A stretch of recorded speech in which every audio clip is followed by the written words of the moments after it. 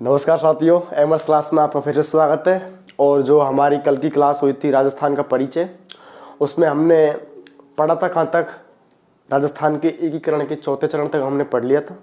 और उसके आगे की जो चर्चा है वह आज हम करेंगे। और एकीकरण तो समाप्त करेंगे, उसके साथ ही साथ राजस्थान के कुछ और जो बिंदु हैं, राजस्थान का भूगोल हम पढ़ रहे हैं, उसके और नए टॉपिक्स आज हम पढ़ेंगे। तो हमने चर्चा कर ली थी राजस्थान का एकीकरण। सबसे पहले हमने बात की थी कि राजस्थान की शब्द की उत्पत्ति कहाँ से हुई थी। राजस्थान जो शब्द है वो हमको सबसे पहले कहाँ पर मिला था, ठीक है, किस शिलालेख से मिला था, हमने ये भी जाना था। सबसे पहले राजस्थान शब्द हमको कहाँ से मिला था, उसके बाद जो है वहाँ पर कैसे कैसे मतलब भारत में और राजस्थान में किनका शासन हुआ था। अंग्रेज आए थे, अंग्रेज़ों ने किस प्रकार से राजस्थान में अपनी शासन व्यवस्था चलाई। और जो यहाँ की रियासत जो थी, ठीक है, रियासतें जो थी उनको एक करके, रियासतों को एक एक करके पूरे भारत का निर्माण हुआ था। और अंग्रेज़ों ने भारत को दो भागों में बांट दिया था। हमने सब जाना उसके बारे में। और उसके जो हमारा जो टॉपिक था कि राजस्थान का एकीकरण, उसका भी हमने जाना कि सबसे पहले राजपूताना किसने कहा, रजवाड़ा किसने कहा, रायथन किसने कहा, हमने सब उसके बारे में जाना। और राजस्थान का एकीकरण के जो बिंदु थे, प्रथम चरण, द्वितीय चरण, तृतीय चरण और चतुर्थ चरण, यानी 4 चरण तक हमने पढ़ लिया था। आज हम 5वां, 6वां और 7वां चरण पढ़ेंगे। आइए शुरू करते हैं, ठीक है। तो मैंने बता दिया आपको कि जो राजस्थान का जो प्रथम चरण हुआ था वो कब हुआ था, आपको सभी को पता होगा, 18 मार्च 1948 को हुआ था। मत्स्य संघ नाम था, 4 रियासतें थी उसमें। दूसरा चरण जो था वह हुआ था कब, 25 मार्च 1948 को। तीसरा कब हुआ था, 18 अप्रैल 1948 को। और चौथा चरण था दोस्तों, सबसे महत्वपूर्ण था। मैंने कहा था कि ये सबसे महत्वपूर्ण है, उसी में से सबसे ज़्यादा प्रश्न बनते हैं। 30 मार्च 1949 को हुआ था। और इसी चरण के दौरान जो जयपुर जो है वह राजस्थान की स्थायी राजधानी बनी थी। और इसी के साथ साथ प्रधानमंत्री जो हीरालाल शास्त्री बने थे इसी चरण में बने थे। और सबसे बड़ी बात कि राजस्थान की स्थायी नींव भी इसी चरण में रखी गई थी।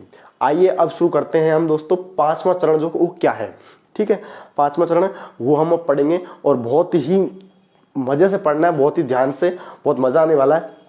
देखो 5वां चरण, राजस्थान के एकीकरण का 5वां चरण हम पढ़ रहे हैं। कब हुआ था, सबसे पहली बात, कौन सा चरण है, 5वां चरण है। 5वां चरण,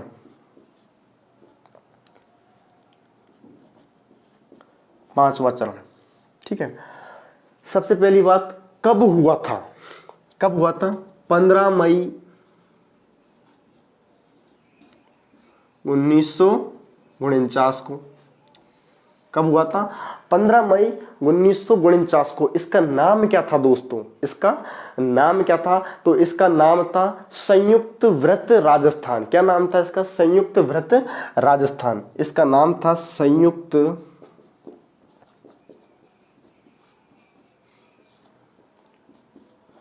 व्रत राजस्थान। क्या नाम था इसका, संयुक्त व्रत राजस्थान, ठीक है। हुआ क्या था इसमें, क्या था, इसमें ये था, इसको बात को थोड़ा ध्यान से सुनना कि 5वें चरण में क्या हुआ था। मैंने आपको बताया कि जो चौथा चरण जो हुआ था, चौथे चरण में कुछ बड़ी रियासतें थीं, जैसे जयपुर, जोधपुर और बीकानेर, ये आकर इनका विलय हुआ था और चौथा चरण बना था, ठीक है। और चौथे चरण में जयपुर जो थी वो राजस्थान की स्थायी राजधानी बन गई थी। इसमें क्या हुआ था, 5वें चरण में ये हुआ था कि कुछ नए भाग, कुछ नए हिस्से आकर चौथे चरण में जुड़ गए। कुछ नए भाग आकर चौथे चरण में जुड़ गए। और उसी जो भाग जो जुड़े थे चौथे चरण में आकर, उसी को हम बोलते हैं क्या, 5वां चरण। यानी कुछ नए भाग आकर चौथे चरण में जुड़ गए, या कुछ नए भाग जो थे आकर मिल गए, कुछ नए भागों का इसमें विलय हुआ, नए भागों का विलय हुआ। क्या हुआ दोस्तों, इसमें विलय हुआ, ठीक है, विलय हुआ इसमें। तो ये था इसका क्या, ये तो है 5वां चरण। बस पांचवा चरण में क्या हुआ था, कब हुआ था, 15 मई 1949 को हुआ था दोस्तों। नाम था संयुक्त व्रत राजस्थान, इसका नाम था। दूसरी बात, इसमें हुआ क्या था, इसमें नए भागों का विलय हुआ था, नए भाग मिले थे इसमें, उसी को हम बोलते हैं क्या, पांचवा चरण। और इस नए भागों के आकर मिलने की, चौथा चरण में कुछ नए भाग आकर मिले थे और इस नए भागों के मिलने की जो प्रक्रिया है उसको हम बोलते हैं एकीकरण की प्रक्रिया। ठीक है, पांचवा चरण हमारा कंप्लीट 1949 को हुआ था, 15 मई 1949 को। संयुक्त व्रत राजस्थान के नाम से इसका पांचवा चरण है। और कुछ नए भागों का इसमें क्या हुआ था, समावेश हुआ था, कुछ नए भाग आकर इसमें मिले थे। कंप्लीट। अब मैं यहीं पर इधर साइड में लिखता हूं छठा चरण। कौन सा, छठा चरण। छठा चरण दोस्तों कब हुआ था, मैं आपसे एक बात पूछूं, हमारे राजस्थान को वैधानिक रूप से, स्थायी रूप से मान्यता कब प्राप्त हुई थी, राजस्थान को स्थायी रूप से मान्यता कब प्राप्त हुई थी? तो मैंने बताया था आपको 30 मार्च 1950 को, 30 मार्च 1950 को, सॉरी 26 मार्च 1950 को। ठीक है, 26 मार्च 1950 को, सॉरी गलती से 30 मार्च बोल गया, 26 मार्च 1950 को इसको प्रशासनिक दृष्टि से इसको स्थायी दर्जा मिला था राजस्थान को। ठीक है, तो छठा चरण हुआ था हमारा, कब हुआ था दोस्तों, 26 जनवरी, कब हुआ था, 26 जनवरी 1950 को। कब हुआ था, 26 जनवरी 1950 को हमारा क्या हुआ था दोस्तों, छठा चरण हुआ था राजस्थान के एकीकरण का। क्या नाम था इसका, क्या नाम था इसका, इसका नाम था दोस्तों राजस्थान संघ। क्या नाम था, संघ राजस्थान, संघ राजस्थान। ठीक है, क्या नाम था इसका, संघ राजस्थान। ठीक है, अब मैं आपको एक बात और बताऊं, इसमें हुआ क्या था, इसमें हुआ था दोस्तों, इस सिरोही नाम की एक रियासत थी, वो इसमें क्या हुई थी, मिल गई थी। ठीक है, कंप्लीट बात यहां पर क्या हुआ, छठा चरण हमारा कब हुआ, 26 जनवरी 1950 को हुआ। ठीक है, संघ राजस्थान इसका क्या था, नाम था, और सिरोही जो रियासत थी वो इसमें मिली थी। ठीक है, कंप्लीट। अब मैं बात करूं आपसे सातवें चरण की, तो मैं यहीं पे लिख रहा हूं सातवां चरण कब हुआ था। सबसे इंपॉर्टेंट बात कब, ये भी मतलब चौथे चरण की तरह एक तरह से बहुत महत्वपूर्ण है, आपको याद रखना है ये भी। सातवां चरण कब हुआ था दोस्तों, सातवां चरण हुआ था 1 नवंबर, डेट याद क्या है, 1956 को हमारे राजस्थान का सातवां चरण हुआ था। और क्या नाम है इसका, इसका नाम मैं बता दूं आपको, तो दोस्तों इसका नाम है वर्तमान राजस्थान। क्या है, वर्तमान राजस्थान। इसमें कुछ नहीं, इसमें सिर्फ ये हुआ था, जिस राजस्थान को आज हम देख रहे हैं, इंडिया के मैप में जो राजस्थान की आकृति बनी हुई है, जिस इंडिया के जो मानचित्र है, इंडिया का जो मानचित्र है उसमें जो राजस्थान की आकृति बनी हुई है, वह उस आकृति को हम देख रहे हैं। ठीक है, वर्तमान राजस्थान को हम देख रहे हैं, वह राजस्थान 1 नवंबर 1956 को अस्तित्व में आया था, यह हमारे सामने आया था। ओके, यहां तक बात कंप्लीट, कोई दिक्कत नहीं होनी चाहिए आपको मेरे हिसाब से। तो पांचवा चरण 15 मई 1949 को हुआ, संयुक्त व्रत राजस्थान, नए भागों का इसमें क्या हुआ, विलय हुआ। 26 जनवरी 1950 को छठा चरण हुआ था। ठीक है, राजस्थान संघ के नाम से सिरोही जो रियासत थी वो इसमें आकर मिली थी। और सातवां चरण वर्तमान राजस्थान के नाम से, और जो वर्तमान राजस्थान है वो आज इसमें अस्तित्व में आया था। अब मैं एक बात बता दूं आपको कि जो 1 नवंबर है, 1 नवंबर को दोस्तों राजस्थान स्थापना दिवस मनाया जाता है। ठीक है, आपको सभी को पता होगा कि 30 मार्च को राजस्थान दिवस मनाया जाता है। क्या, 30 मार्च को राजस्थान दिवस मनाया जाता है, और 1 नवंबर को राजस्थान स्थापना दिवस मनाया जाता है। ठीक है, 30 मार्च को राजस्थान दिवस क्यों मनाया जाता है, ये भी आपको बता दूं, क्योंकि 26 जनवरी 1950 को हमारा क्या हुआ था, जो राजस्थान है उसको संविधान की तरफ से और प्रशासनिक दृष्टि से उसको स्थायी दर्जा मिला था। इससे पहले जो चौथा चरण हुआ था राजस्थान में एकीकरण का 30 मार्च 1949 को, उस 30 मार्च 1949 को कई कुछ नए बिंदु या कुछ नई बातें निकल के आई थी, कुछ नया हुआ था राजस्थान के लिए।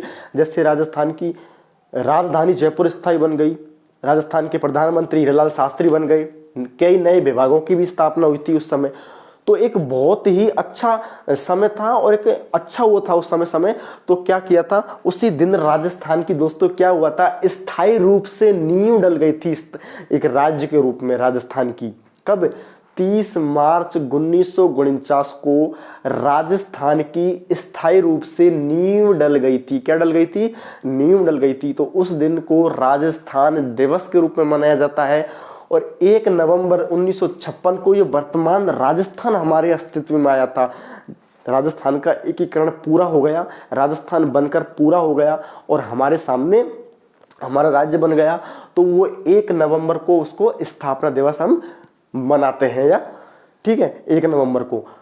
यहाँ तक कंप्लीट, कोई दिक्कत नहीं होनी चाहिए। हमारे राजस्थान का राजस्थान शब्द की, राजस्थान जो शब्द है राजस्थान, इस राजस्थान कि शब्द की उत्पत्ति से लेकर राजस्थान के बनने तक की प्रक्रिया जो थी वो हमारी यहाँ पर पूरी हो चुकी है। ठीक है, यहाँ पर पूरी हो चुकी है। अब मैं बात करूंगा सिर्फ और सिर्फ राजस्थान के अंदर की जो बातें हैं, ज्योग्राफी की जो बातें होंगी, सब भूगोल की, वो हम अब बात करेंगे। ठीक है, तो मैं आपको बता दूं, इनको मैं मिटा रहा हूं।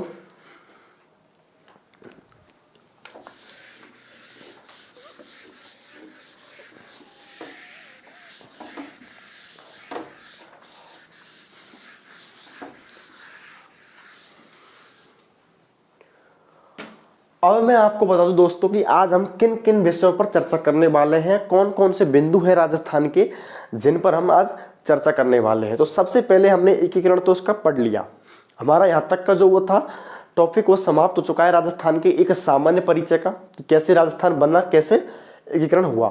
अब हम बात करते हैं कुछ राजस्थान की आगे की बातों के बारे में। ठीक है, तो मैं आपको बता दूं कि आज हम जो टॉपिकों पर चर्चा करेंगे उनमें है सबसे पहले राजस्थान का स्वरूप। राजस्थान का जो स्वरूप है, वर्तमान स्वरूप है, उसमें कुछ बदलाव की बातें करेंगे। उसके बाद हम चर्चा करेंगे राजस्थान की स्थिति की। ठीक है, राजस्थान की स्थिति की हम चर्चा करेंगे और राजस्थान की स्थिति के बाद हम करेंगे कि ग्लोब में राजस्थान की स्थिति क्या है, विश्व में राजस्थान की स्थिति क्या है। ठीक है, एशिया में राजस्थान की स्थिति क्या है, भारत में राजस्थान की स्थिति क्या है, और उसके बाद अक्षांशीय स्थिति, देशांतरीय स्थिति, और हम सबसे लास्ट में जो हमारा टॉपिक है आज का वो है राजस्थान का विस्तार। तो ये जो मैंने आपको अभी बताए थे नाम, इन पे हम आज चर्चा करने वाले हैं। सबसे पहला जो टॉपिक है हमारा वो है राजस्थान का स्वरूप। ठीक है, क्या है दोस्तों? राजस्थान का स्वरूप। राजस्थान का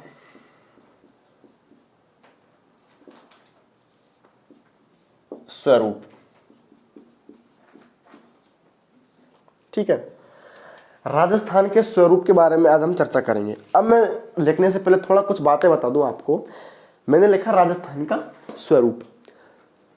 मैं आपसे पूछूं कि जो हमारा राजस्थान है, वर्तमान जो राजस्थान है, इस वर्तमान जो राजस्थान है, क्या इसमें कुछ बदलाव किया जा सकता है क्या? ठीक है, समझ रहे हो? हमारे राजस्थान में क्या बदलाव किया जा सकता है? जो वर्तमान जो राजस्थान है, राजस्थान का जो वर्तमान स्वरूप है, क्या उसमें किसी भी प्रकार का कोई बदलाव किया जा सकता है या नहीं किया जा सकता है? तो आप इसमें आपका जो जवाब है या आंसर होना चाहिए हाँ, इसमें बदलाव किया जा सकता है दोस्तों। और कैसे किया जा सकता है वो मैं आपको बता दूं अभी। ठीक है, वो मैं आपको बताने वाला हूं कि कैसे कैसे इसमें बदलाव किया जा सकता है। ठीक है, तो राजस्थान का जो स्वरूप है उसमें बदलाव किया जा सकता है और दो तरीके से बदलाव किया जा सकता है। मैं बता दूं आपको कौन कौन से दो तरीके से। एक तो होता है बाहरी बदलाव और एक होता है आंतरिक बदलाव। ठीक है। बाहरी बदलाव की मैं बात करूं तो बाहरी बदलाव होगा राजस्थान की बाहर से, और आंतरिक बदलाव राजस्थान के अंदर से। अब मैं बात करूं आपको कि कैसे बदलाव किया जा सकता है, तो कुछ मैं आपके सामने कुछ बाहरी बदलाव की कुछ बातें बताऊंगा, आपको ध्यान से सुनना, ठीक है।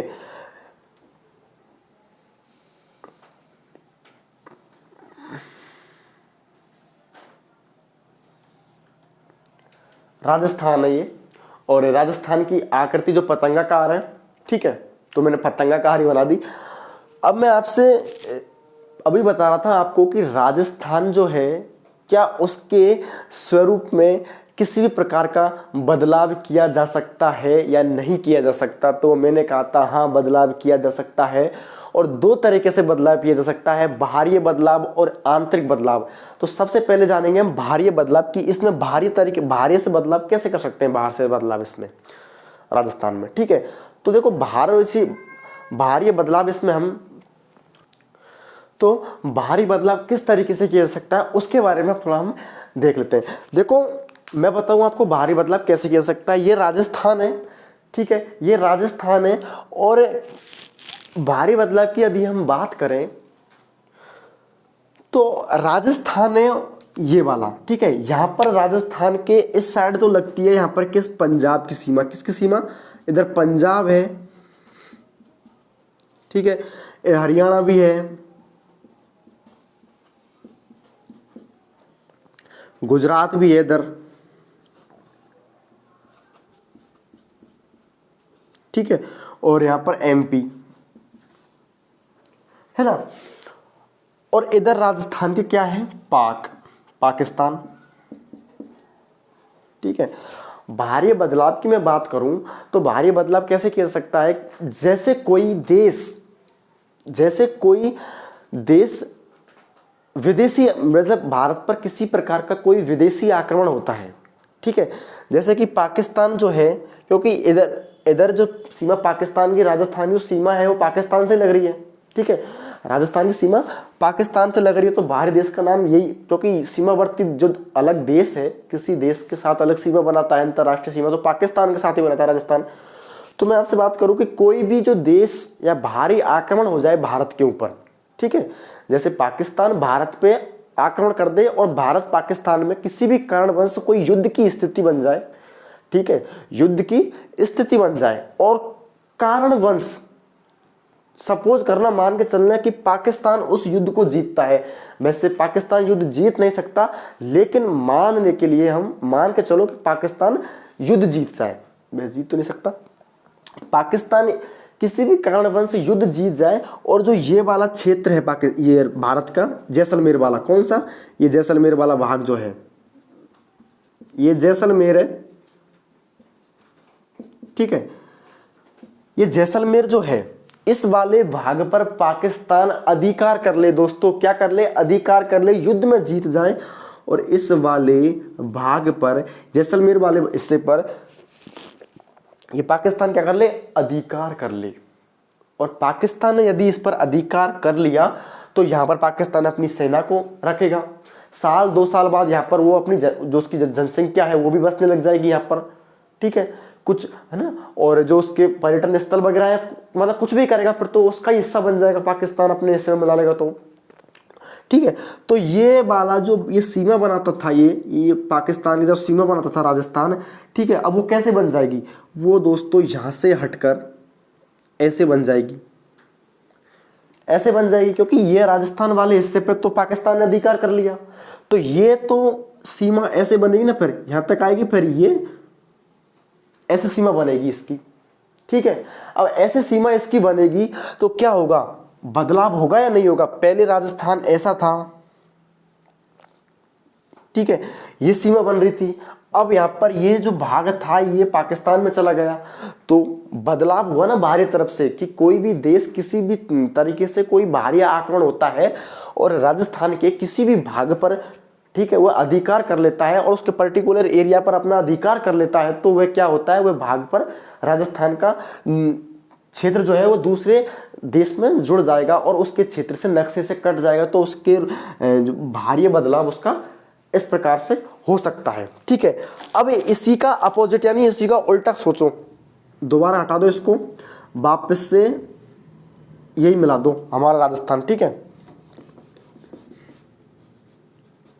ठीक है, अब वही युद्ध की स्थिति है, लेकिन इस बार युद्ध में क्या होता है कि भारत जीतता है युद्ध में, भारत युद्ध में जीतता है और पाकिस्तान के इस वाले हिस्से पर, क्या इस वाले हिस्से पर भारत अपना अधिकार कर लेता है दोस्तों, अधिकार कर लेता है। तो एक बात बताओ मुझे, अब आंतरिक बदलाव हुआ या नहीं हुआ? जैसे पहले ये सीमा सीधी ऐसे बनती थी, अब ये ऐसे बन रही है या नहीं बन रही दोस्तों, मुझे बताओ, बदलाव हुआ या नहीं हुआ? तो ऐसे भारी बदलाव हो सकता है। दो कारण तो ये हो गए। एक कारण में यदि बात करूं कि कोई आक्रमण ना हो, किसी भी प्रकार का आक्रमण ही ना हो, ठीक है, आक्रमण ना हो और फिर भी अपन को भारी बदलाव करना है, कि कोई देश आक्रमण ही ना करे और फिर भी भारी बदलाव करना है, तो कैसे होगा? तो भी होगा, लेकिन कैसे होगा? यदि राज्य सरकार, राजस्थान की सरकार और राजस्थान की सरकार या केंद्र सरकार, ठीक है, कुछ किसी भी कारणवश या किसी भी बात पर ये निर्णय ले, ये बात कर दें, ये बात हो जाए कि राजस्थान का कुछ हिस्सा, जैसे यहां से एमपी, ये बांसवाड़ा वाला हिस्सा है, ठीक है, यहां पर क्या है, बांसवाड़ा,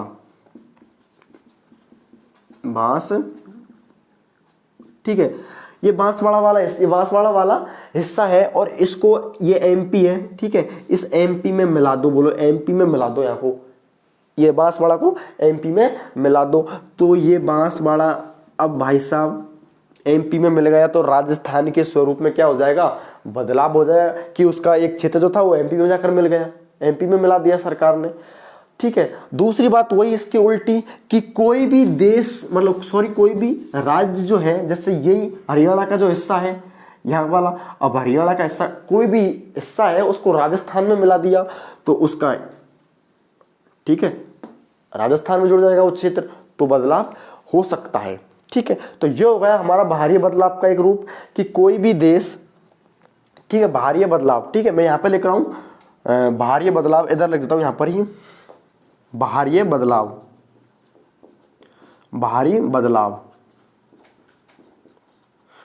क्या हो सकता है? कोई भी देश यदि आक्रमण, कोई भी देश युद्ध करके किसी भी एक क्षेत्र पर, ठीक है, कोई देश, ठीक है, कोई भी देश राजस्थान की किसी भाग पर अधिकार करके राजस्थान के स्वरूप में बदलाव हो करके या फिर कर लेता है, तो राजस्थान के, ठीक है, स्वरूप में बदलाव हो सकता है,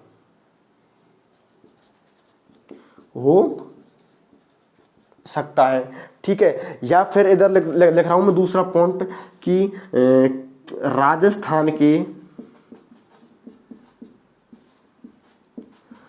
किसी भी हिस्से को दूसरे राज्य में या दूसरे राज्य के किसी हिस्से को राजस्थान में मिलाकर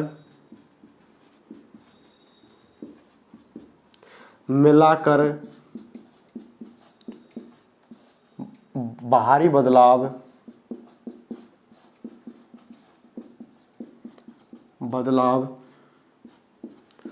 हो सकता है, ठीक है। क्लियर यहाँ तक कि किसी भी क्षेत्र पर अगर कोई देश अधिकार कर ले तो भारी बदलाव हो सकता है, और राज्य में भी अगर कोई क्षेत्र है वो दूसरे राज्य में दे दिया है, राज्य का कोई क्षेत्र जो राजस्थान में बता दिया तो भारी बदलाव हो सकता है। ठीक है, कंप्लीट यहाँ तक, किसी भी प्रकार कोई दिक्कत नहीं। अब मैं आगे बढ़ूं, इसको मैं मिटा रहा हूं।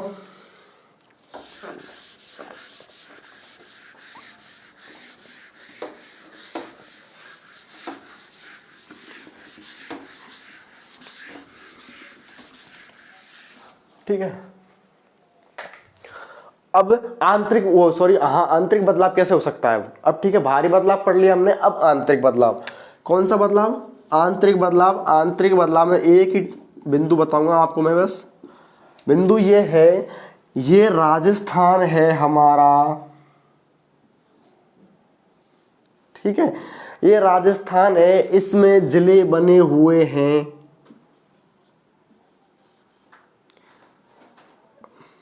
ठीक है, ऐसे इसमें जिले बने हुए हैं,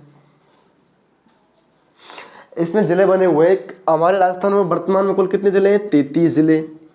ठीक है, 33। अब क्या कि राज्य सरकार चाहे कि राजस्थान में 33 जिले तो हैं, लेकिन 2 जिले और बना दो। कितने हो जाएंगे? 35 हो जाएंगे ना। इसमें 2 जोड़ देंगे तो कितने हो जाएंगे? 35। ठीक है, 35 हो जाएंगे। तो इसमें जो जिले बने हुए हैं, जिनकी आकृतियां बनी हुई है, तो उसमें से किसी भी जिले में से 2 जिले एक काटेंगे तो ही बनेगा जिला। तो जैसे इसमें से काट दिया, ठीक है, और एक यहाँ पर बन रहा था तो इसमें से आधा काट दिया, तो इसकी आंतरिक जो इसकी वो है स्वरूप है, इसका भीतर की जो आकृति है उनमें बदलाव हुआ या नहीं हुआ, तो हम आंतरिक बदलाव कर सकते हैं। कैसे दोस्तों? राज्य के अंदर जिले बनाकर हम आंतरिक बदलाव कर सकते हैं। ठीक है, मैं यहां पर लिख रहा हूं राज्य के अंदर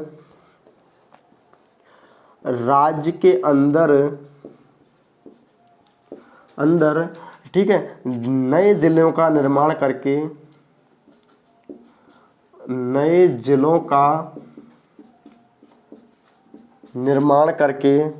क्या करके? निर्माण करके आंतरिक बदलाव,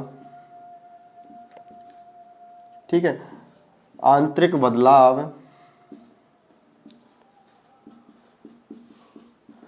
किया जा सकता है, किया जा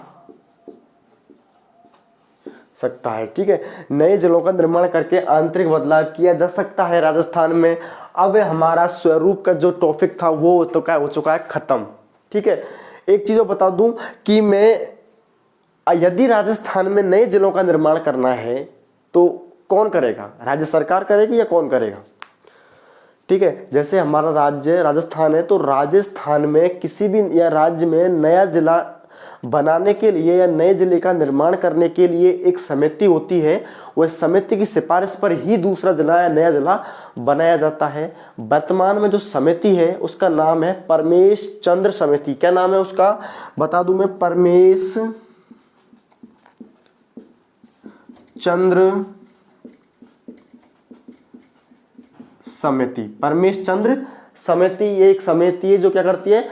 जिलों का निर्माण करती है। और दूसरी बात, इसी की सिफारिश पर जो हमारे राज्य का 33वां जिला है प्रतापगढ़, उसका निर्माण हुआ था।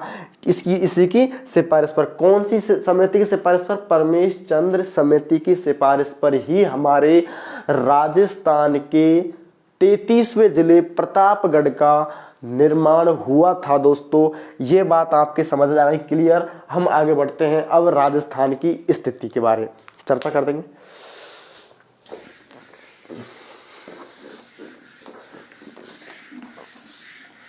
अब जो है वो है राजस्थान की स्थिति। राजस्थान की स्थिति की मैं बात करूं आपसे, तो हम स्थिति की बात कर रहे हैं। ठीक है, राजस्थान की स्थिति यानी स्थिति कहां पर है। स्थिति का मतलब क्या है? कहां पर है। हमें हमारा राजस्थान जो है वह ढूंढना है कि राजस्थान इस धरती पर कहां पर है दोस्तों। तो हमें उसके बारे में अब यहाँ पर अब चर्चा करने वाले हैं कि राजस्थान की स्थिति कहाँ है, क्या है, वो सब अब बातें में हम जानेंगे। लेकिन उससे पहले अब यहाँ पर हम अक्षांशीय, देशांतरीय, इनके बारे में तो हमको पढ़ना पड़ेगा। तो उससे पहले दोस्तों मैं कुछ थोड़ी सी बातें आपको अक्षांशीय और देशांतरीय इनके बारे में बता दूं, तो थोड़ा सा यहाँ पर समझ लेते हैं, फिर हम अपने टॉपिक पे आएंगे सीधा। ठीक है, देखो ध्यान से सुनना। मैं आपके सामने एक ग्लोब बना रहा हूं, ठीक है, ग्लोब है। इस ग्लोब पर एक बीच में एक रेखा होती है दोस्तों, ये मैंने खींच दी, ठीक है। इसका नाम क्या है? और ठीक है, इसका नाम क्या है? इसका नाम है भूमध्य रेखा। क्या नाम है इसका? क्या नाम दूं उसको मैं? भूमध्य रेखा, ठीक है, भूमध्य रेखा। इसका मान क्या होगा? तो इसका मान होगा दोस्तों 0 डिग्री। 0 डिग्री। ऊपर हो जाएगा उत्तर, नीचे हो जाएगा दक्षिण, इधर हो जाएगा पश्चिम, और इधर क्या हो जाएगा दोस्तों? पूर्व, ठीक है। अब मैं बात कर रहा हूं अक्षांशीय का, क्योंकि ये मध्य प्रधान अक्षांशीय रेखा है, ठीक है। 0 डिग्री भूमध्य अक्षांशीय रेखा, 0 डिग्री भूमध्य अक्षांशीय रेखा। अब मैंने आपसे क्या कहा? मैंने एक ग्लोब बनाया दोस्तों, और ग्लोब पे मैंने एक रेखा खींची। इसने क्या किया? इस गोले को बराबर 2 भागों में बांट दिया, बराबर 2 भागों में बांट दिया। ऊपर मैंने उत्तर लिखा है, नीचे मैंने दक्षिण लिखा है, इधर पूर्व और इधर पश्चिम लिखा है। अक्षांशीय रेखाएं वह होती है जो पश्चिम से पूर्व की या पूर्व से पश्चिम की ओर ग्लोब पर काल्पनिक रेखाएं खींची गई है। काल्पनिक रेखा को मतलब समझ रहे हो? हमारी पृथ्वी जो है क्या गोल है, और उस गोल पृथ्वी की तस्वीर कलाकृति उतारने के लिए ग्लोब का निर्माण किया गया है। अब पृथ्वी पर हम किसी भी प्रकार की कोई लाइन नहीं खींच सकते, तो ग्लोब को पृथ्वी मान लिया है, और उस पृथ्वी, उस ग्लोब पर ही काल्पनिक रेखाएं खींची गई हैं, मनुष्य के द्वारा काल्पनिक रेखाएं खींची गई हैं, उनको अक्षांशीय रेखाएं और देशांतरीय रेखाएं माना है। पूर्व से पश्चिम की ओर, ये पूर्व से पश्चिम की ओर जा रही है भूमध्य रेखा, ठीक है। ये काल्पनिक रेखा है, ठीक है, कोई सच में नहीं खींची हुई है। यहाँ पर पृथ्वी पर ऐसे लाइन सच में नहीं खींची हुई है, ठीक है। वह रेखा जो पश्चिम से पूरब की ओर खींची जाती है वह अक्षांशीय रेखाएं कहलाती है। कौन सी रेखा कहलाती है? अक्षांशीय रेखाएं कहलाती है। मैं यहाँ पर कुछ लाइनें खींच रहा हूँ। एक बात, इसने 2 भागों में बांट दिया इसको, इस लाइन ने इसको, इस भूमध्य रेखा ने 2 भागों में बांट दिया। तो ये वाला उत्तरी भाग हो गया, ये दक्षिणी भाग हो गया। इसको मैं क्या बोलूंगा? इसको बोलूंगा मैं उत्तरी गोलार्ध। क्या बोलूंगा दोस्तों इसको मैं? उत्तरी गोलार्ध। क्या बोलूं मैं इसको? उत्तरी गोलार्ध। सीधी सी बात है, ये कौन सा भाग है? दक्षिणी भाग, तो इसको बोलूंगा मैं दक्षिणी गोलार्ध। इसको बोलूंगा मैं क्या? दक्षिणी गोलार्ध। दक्षिणी गोलार्ध, गोलार्ध। अब ध्यान से सुनना। 0 डिग्री पश्चिम से पूरब खींची गई वो अक्षांशीय रेखाएं हो गई, ठीक है। ये उत्तरी गोलार्ध हो गया, दक्षिणी गोलार्ध हो गया, ठीक है। यहां पर मैंने लाइन खींची, फिर से पश्चिम से पूरब। उत्तरी गोलार्ध में मैंने ये लाइनें खींची है, ये अक्षांश मैंने खींचे हैं उत्तरी गोलार्ध में, तो मैं इनको क्या बोलूंगा? इनको मैं क्या कहूंगा? इनको कहूंगा मैं उत्तरी अक्षांशीय रेखा। क्या कहूंगा? उत्तरी अक्षांश रेखा, क्योंकि उत्तरी गोलार्ध में खींची हमने। इस लाइन ने 2 भागों में बांट दिया पृथ्वी को, उत्तरी गोलार्ध और दक्षिणी गोलार्ध। इसको मैं क्या बोलूंगा? उत्तरी गोलार्ध। और इसमें जो लाइनें खींची जाएंगी अंतरिक्ष, वो पश्चिम से पूरब की ओर, उनको मैं क्या बोलूंगा? उत्तरी अक्षांशीय रेखाएं। क्या बोलूंगा उनको मैं दोस्तों? उत्तरी अक्षांशीय रेखा बोलूंगा उनको। उत्तरी अक्षांशीय रेखा, उत्तरी अक्षांशीय रेखा, उत्तरी अक्षांशीय रेखा कहूंगा। क्या कहूंगा? उत्तरी अक्षांशीय रेखा। फिर यहां पे आ जाओ, वही लाइन मैंने दक्षिणी गोलार्ध में खींच दी दोस्तों। वहां पर उत्तरी गोलार्ध था, यहां पर क्या है? दक्षिणी गोलार्ध। इस लाइन में इसको थोड़ा सा मैं डार्क कर देता हूं ताकि ये पता रहे कि मतलब ये भूमध्य रेखा है, ठीक है। दक्षिणी गोलार्ध में मैंने लाइनें खींची तो इनको मैं क्या बोलूंगा, दक्षिणी अक्षांशीय रेखा। क्या बोलूंगा, दक्षिणी अक्षांशीय रेखा, दक्षिणी अक्षांशीय रेखा, दक्षिणी अक्षांशीय रेखा।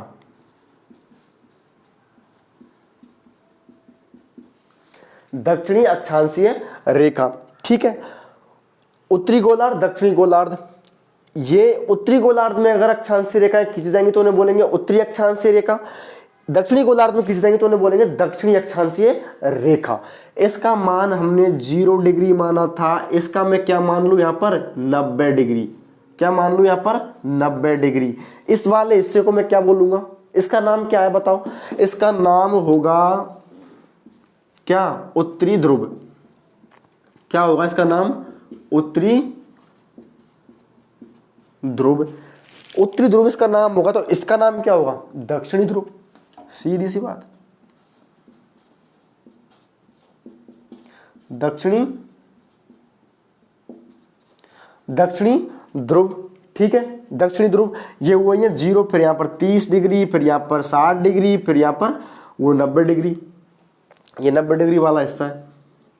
फिर ऐसे यहां पर 30, 60 और 90, ठीक है। ये तो वही हमारी अक्षांशीय रेखा है। अब मैं बात करूंगा देशांतरी रेखाओं की। इधर मैंने एक ग्लोब बना दिया, ठीक है, इधर भी मैंने क्या बना दिया, एक ग्लोब बना दिया, ग्लोब बना दिया। मैंने बताया था यहां पर कि जो रेखा पश्चिम से पूरब की ओर खींची जाती है, यानी ऐसे ऐसे, ठीक है, पश्चिम से पूरब की ओर खींची जाती है, वो कहलाती है अक्षांशीय रेखा। लेकिन इसमें मामला अलग है, ये उत्तर हो गया, ये दक्षिण हो गया, या पश्चिम हो गया, और ये पूरब हो गया, ठीक है। इसमें मैं रेखा खींचूंगा, कैसे खींचूंगा, पूरब से पश्चिम खींचूंगा या फिर उत्तर से दक्षिण खींचूंगा। इसमें मैं रेखाएं खींचूंगा दोस्तों उत्तर से दक्षिण, उत्तर से दक्षिण, ठीक है। इस रेखा को मैं क्या, ये रेखा कौन सी प्रधान, जैसे इसमें भूमध्य रेखा थी, मध्य प्रधान रेखा थी, ठीक है, 0 डिग्री मध्य अक्षांशीय, भूमध्य अक्षांशीय रेखा थी।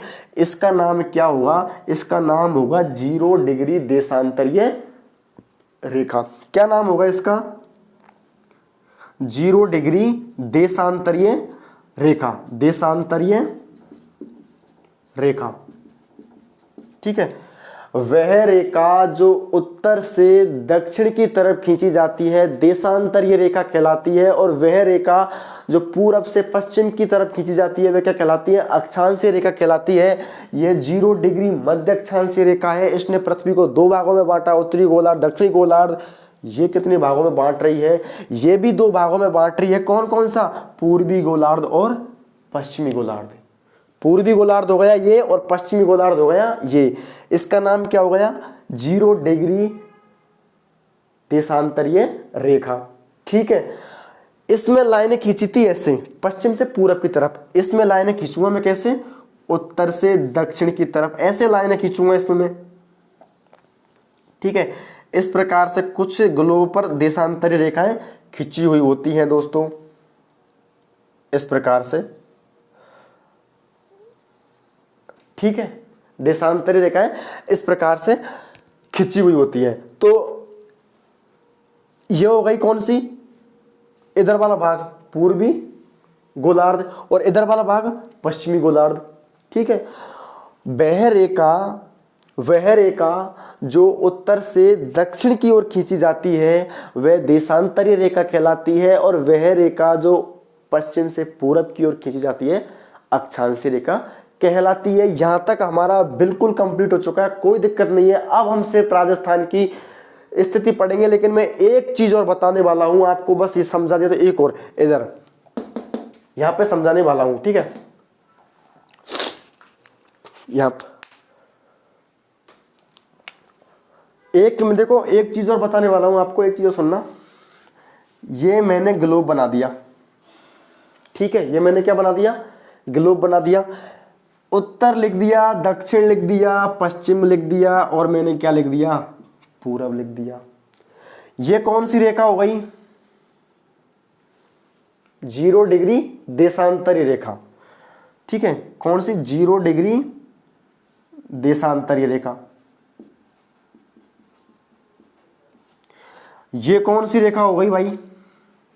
0 डिग्री भूमध्य रेखा। कौन सी रेखा हो गई? 0 डिग्री भूमध्य रेखा।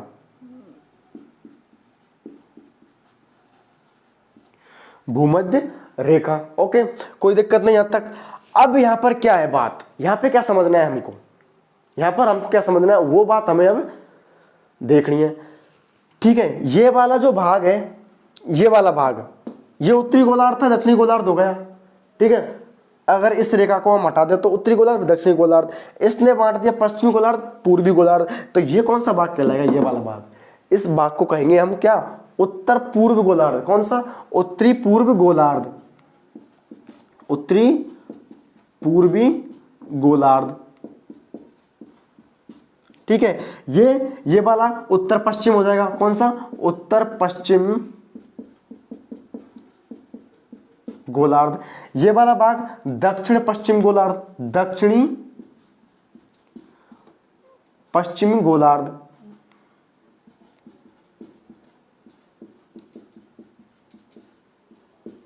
और ये वाला भाग हो जाएगा कौन सा? दक्षिणी पूर्व गोलार्ध, दक्षिणी पूर्व गोलार्ध, दक्षिण पूर्व गोलार्ध।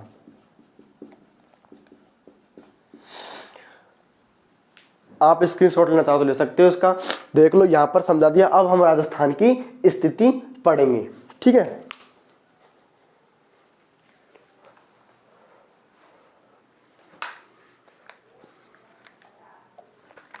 मैं इसको मिटा रहा हूं। ठीक है, अब हम राजस्थान का जो हमारा टॉपिक है स्थिति वो पढ़ेंगे।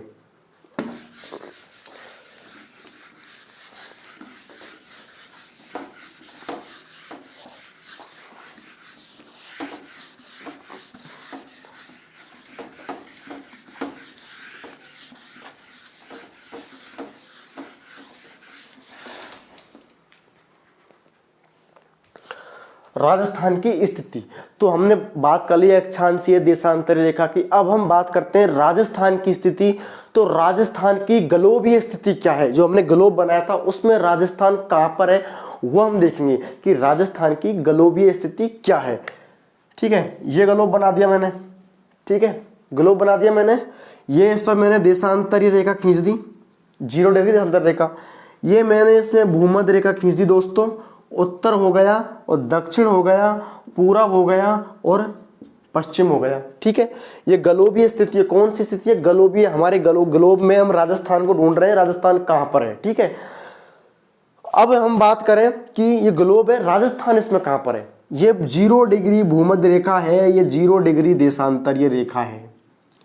ठीक है, हमारा राजस्थान कहां पर है? इसमें हमारा राजस्थान है दोस्तों, ये रहा यहां पर, ये हमारा राजस्थान है। ये कौन सा वाला हिस्सा हुआ? हमने थोड़ी देर पहले यहां पर चर्चा की थी। ये कौन सा वाला हिस्सा है? ये है उत्तरी पूर्वी गोलार्ध। कौन सा? उत्तरी पूर्वी गोलार्ध। उत्तरी गोलार्ध ये है, उत्तरी गोलार्ध। ये कौन सा हो गया? पूर्वी गोलार्ध, पूर्वी दिशा हो गई। ठीक है, हमारा राजस्थान कहां पर है? यहां पर, उत्तरी पूर्वी गोलार्ध में। तो राजस्थान ग्लोब में कहां पर है? राजस्थान, राजस्थान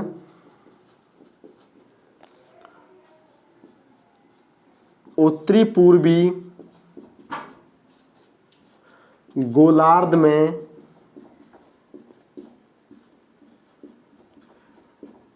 स्थित है।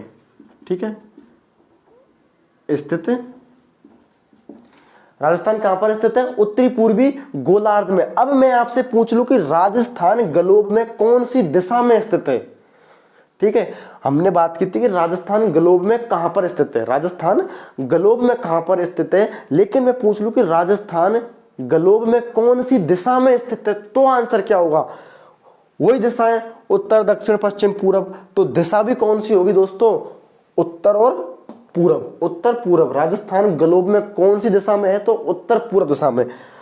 राजस्थान ग्लोब में, ठीक है, उत्तर पूर्व दिशा में। ठीक है, राजस्थान कहाँ पर है? उत्तर पूर्व दिशा में स्थित है। अगर गोलार्ध की बात करें तो भी राजस्थान उत्तरी पूर्वी गोलार्ध में स्थित है, और दिशा की बात करें तो राजस्थान उत्तरी पूर्वी दिशा में स्थित है। ये तो हो गई राजस्थान की कौन सी स्थिति? गलोबीय स्थिति, गलोबीय स्थिति।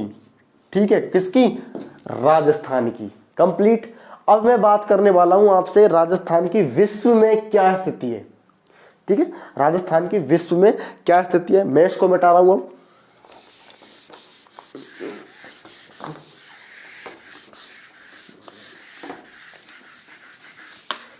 राजस्थान की विश्व में क्या स्थिति है? ग्लोब जो था उस पे हम हमारी पृथ्वी का नक्शा बनाते हैं तो ग्लोब गोल होता है, और उसमें पृथ्वी के जितने भी देश महाद्वीप जो होते हैं उनको उस पर दर्शाया हुआ होता है अक्षांशों और देशांतरों के माध्यम से। लेकिन यदि हम विश्व के मैप को इस पर उतारें तो कुछ इस प्रकार वो खुल जाएगा। ठीक है, तो मैं यहां पर आपके सामने देखो, इसमें विश्व का मैप बना रहा हूं। मान के चलना ये विश्व का मैप है। ठीक है, ये विश्व का मैप है। ठीक है, इसमें ये उत्तरी दिशा हो गई, ये दक्षिण हो गया, ये पश्चिम हो गया, और ये क्या हो गया दोस्तों? पूरब। पूरब हो गया ना। अब मैं बताऊं आपको, देखो बहुत ध्यान से समझना इस बात को। ये हो गया हमारा क्या हो गया? ये उत्तरी अमेरिका, कुछ इस प्रकार से ये उत्तरी अमेरिका हो गया समझने के लिए बस। और ये दक्षिण अमेरिका हो गया। उत्तरी अमेरिका और दक्षिण अमेरिका। यहां पर है हमारा यूरोप। हमारा क्या है यहां पर? यूरोप। इधर आ जाता है हमारा एशिया। क्या आ जाता है इधर? एशिया। इधर क्या है? एशिया। यहां पर क्या है? अफ्रीका। यहां पर क्या है? ऑस्ट्रेलिया। ठीक है, ऑस्ट्रेलिया हो गया, और ये अंटार्कटिका हो गया, बर्फ जमी हुई यहां पर। ठीक है, उत्तरी अमेरिका, दक्षिण अमेरिका, यूरोप, अफ्रीका, एशिया और ऑस्ट्रेलिया और अंटार्कटिका। ठीक है, यहां पर बीचों बीच से गुजरती है हमारी 0 डिग्री देशांतरीय रेखा। 0 डिग्री देशांतरीय रेखा यहां से गुजरती है हमारी भूमध्य रेखा, गुजरती है यहां से। ठीक है, गुजरती है यहां से। एक मिनट,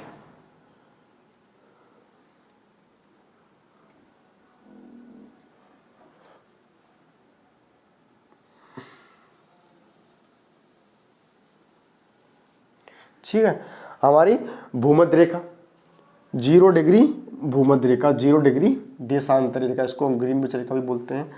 अब देखो यहां पर इसमें राजस्थान की स्थिति क्या होगी विश्व में? ये विश्व का मैप है और इसमें राजस्थान की स्थिति क्या होगी दोस्तों, वो मैं बता रहा हूं आपको। बहुत ध्यान से समझना इस बात को। यहां पर हो जाएगा रूस, इधर हो जाएगा चीन, इधर मंगोलिया, इंडोनेशिया, जापान वगैरह जो है वो हो जाएंगे। इधर कजाकिस्तान, पाकिस्तान, यहाँ पर हमारा भारत हो जाएगा। ऐसे हमारा यहाँ पर भारत हो जाएगा। लेकिन अब सबसे इंपॉर्टेंट बात क्या है वो सुनना दोस्तों। ठीक है, क्या है?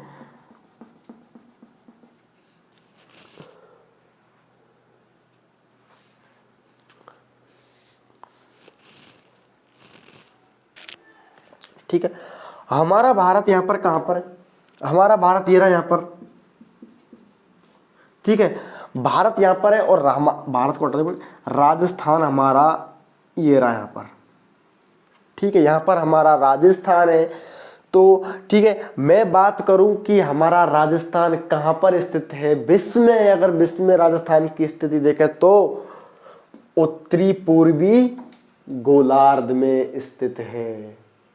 तो विश्व में भी राजस्थान कहां पर स्थित है? उत्तरी पूर्वी गोलार्ध में। विश्व में राजस्थान की स्थिति, विश्व में राजस्थान उत्तरी पूर्वी भाग में स्थित है, ठीक है। विश्व में भी हमारा राजस्थान कहां पर स्थित है? उत्तरी पूर्वी भाग में। यह हो गई थी कौन सी? विश्व की स्थिति, विश्व की स्थिति। अब मैं बात कर रहा हूं आपसे एशिया की स्थिति। राजस्थान की एशिया में क्या स्थिति है? ठीक है, राजस्थान की एशिया में क्या स्थिति है दोस्तों? हमने ग्लोब की बात कर ली, हमने विश्व की बात कर ली। अब मैं बात करूंगा आपसे एशिया में राजस्थान की क्या स्थिति है एशिया में। वही मैं एक छोटा सा विश्व का मैप बना रहा हूं आपके सामने फिर से। ठीक है, ये भूमध्य रेखा, ये वो रेखा हो गई देशांतरी रेखा। ठीक है, एक मिनट इसको हटा दूं मैं।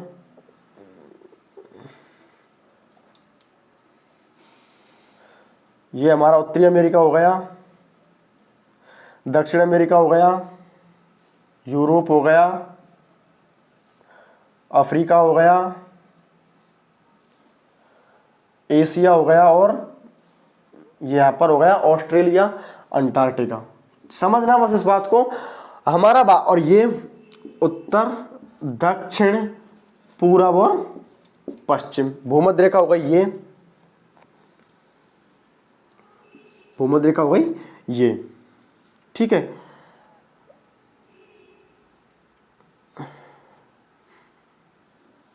अब हमारा राजस्थान कहां पर स्थित है? इसमें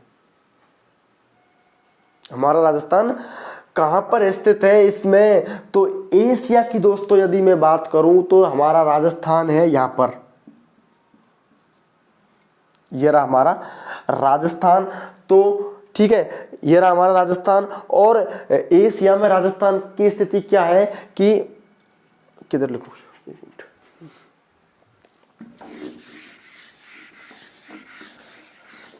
यहां पर लिख रहा हूं मैं, एशिया में महाद्वीप में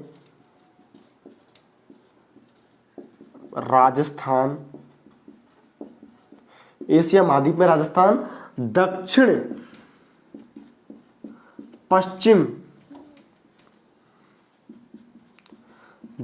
पश्चिम भाग में स्थित है, भाग में है। ठीक है, एशिया में राजस्थान कहां पर स्थित है? दक्षिणी पश्चिमी भाग में स्थित है। एशिया में राजस्थान दक्षिणी पश्चिमी भाग में स्थित है। और अब जो सबसे लास्ट बात है वो है क्या? भारत में राजस्थान की स्थिति। क्या? भारत में राजस्थान की स्थिति, कि भारत में राजस्थान कहां पर है वो मैं आपको बताने वाला हूं। ये हमारे भारत का दक्षिणी भाग हो जाता है। ठीक है,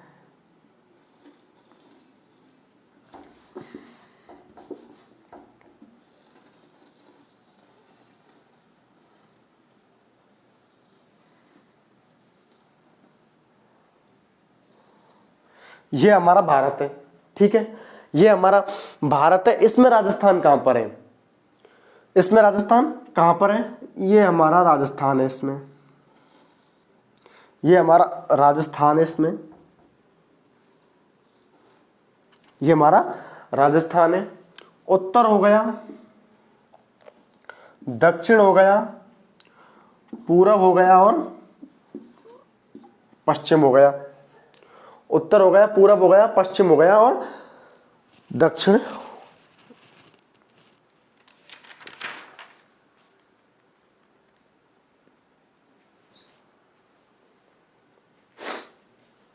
ठीक है, इसमें राजस्थान कहां पर है? राजस्थान कहां पर है? तो दोस्तों राजस्थान आपको ये रहा भारत के मैप में राजस्थान इस वाले ये कौन सी दिशा हो जाएगी? उत्तर पश्चिम। तो राजस्थान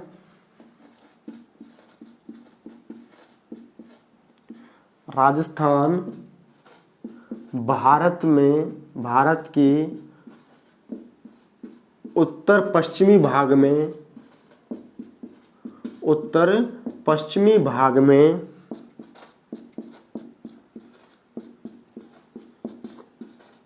स्थित। ठीक है, राजस्थान भारत के उत्तर पश्चिम भाग में स्थित है। यह बात क्लियर यहाँ पर। अब हम बात करेंगे राजस्थान की अक्षांशीय स्थिति, देशांतरीय स्थिति और विस्तार की। ठीक है, राजस्थान का अक्षांशीय विस्तार कितना है, देशांतरीय विस्तार कितना है? तो राजस्थान भारत के उत्तर पश्चिम भाग में स्थित है। क्लियर ये बात यहाँ तक? अब बात आती है कि राजस्थान का अक्षांशीय विस्तार। अक्षांशीय विस्तार, राजस्थान का अक्षांशीय विस्तार। राजस्थान का अक्षांशीय विस्तार।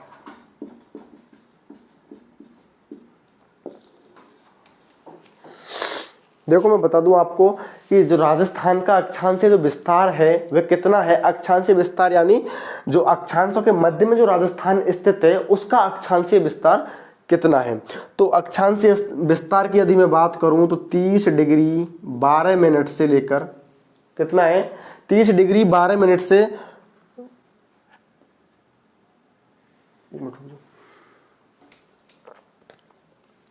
ठीक है। राजस्थान का जो अक्षांशीय जो विस्तार है वह कितना है दोस्तों। अक्षांशीय विस्तार की बात करें तो 23 डिग्री 3 मिनट से, ठीक है, 23 डिग्री 3 मिनट से 30 डिग्री 12 मिनट।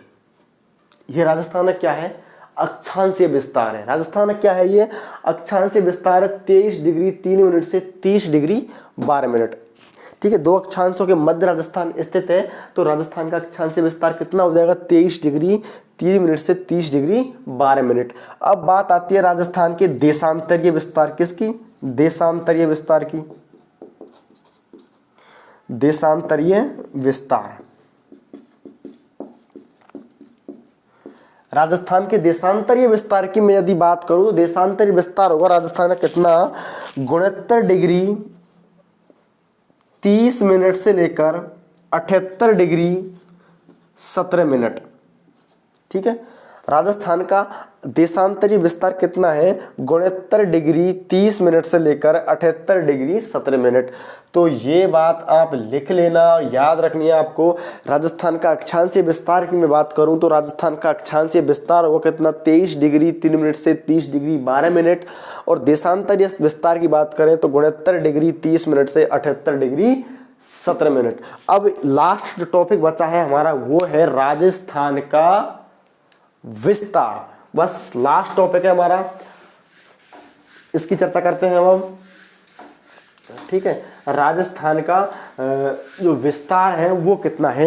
राजस्थान का विस्तार अब हम पढ़ेंगे, राजस्थान का क्या विस्तार, राजस्थान का विस्तार, राजस्थान का विस्तार अब पढ़ेंगे। देखो ये देखना इस चीज को,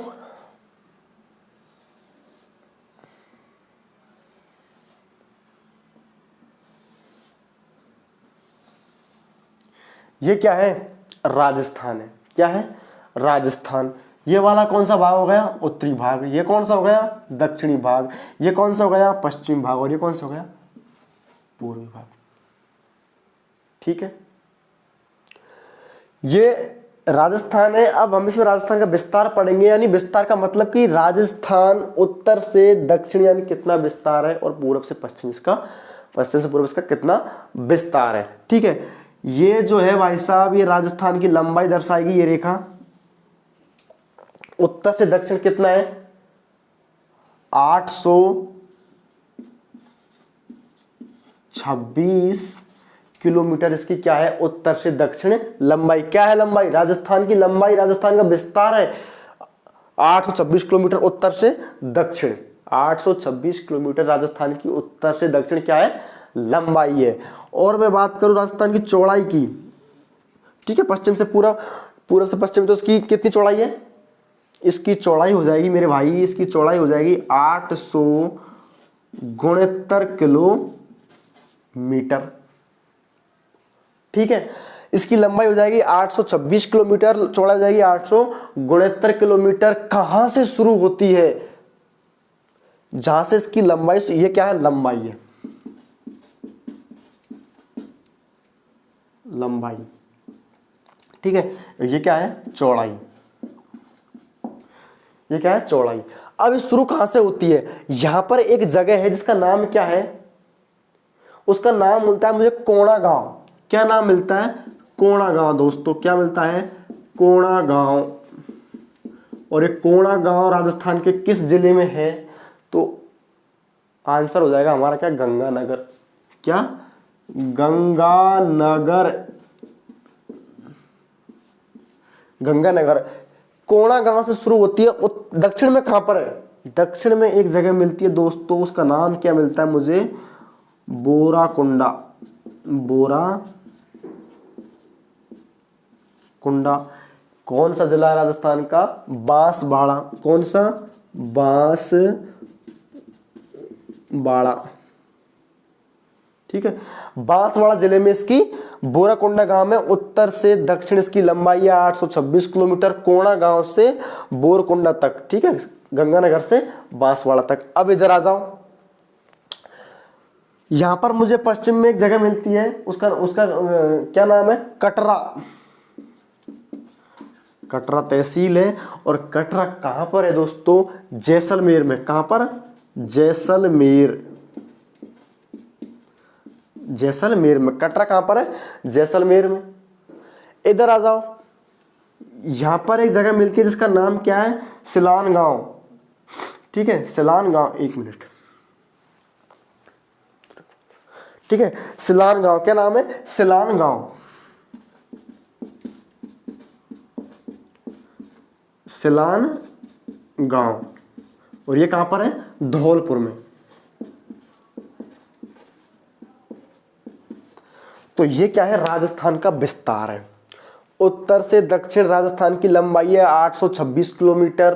कहां से शुरू होती है, कोणा गांव से शुरू होकर, कोणा गांव गंगानगर से शुरू होकर बोरकुंडा बांसवाड़ा में समाप्त होती है। इधर इसकी चौड़ाई की बात करें तो कटरा तहसील जैसलमेर से शुरू होकर सिलान गांव धौलपुर तक समाप्त होती है। तो यहां तक हमने राजस्थान का जो है विस्तार पढ़ लिया, स्थिति पढ़ लिया, अक्षांश स्थिति, देशांतरीय स्थिति, अक्षांश और देशांतर में फर्क समझ लिया।